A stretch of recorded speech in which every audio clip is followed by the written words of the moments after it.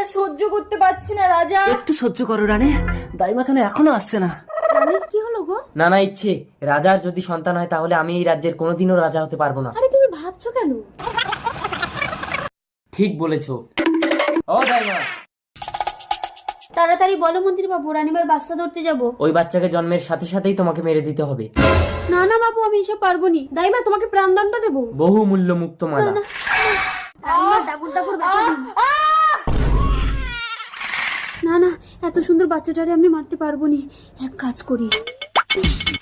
রাজা মশাই, রানীমা বিড়াল ছানার জন্ম দিছে গো। বিড়াল ছানা? রাজ্যবাসী শুনলে তো আমাকে পাপি রাজা বলবে। তুমি এই বিড়াল ছানাকে জঙ্গলে ছেড়ে দিয়ে আসো।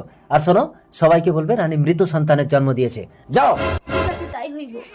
এই যে মহারানী, মহাপুণ্য করেছো, ওঠো। আমার সন্তান, আমার সন্তান। তুমি বিড়াল ছানা জন্ম দিয়েছো, রাজ্যময় আমার নাক কেটে গেছে। এই মুহূর্তে রাজপ্রাসাদ ত্যাগ করে বেরিয়ে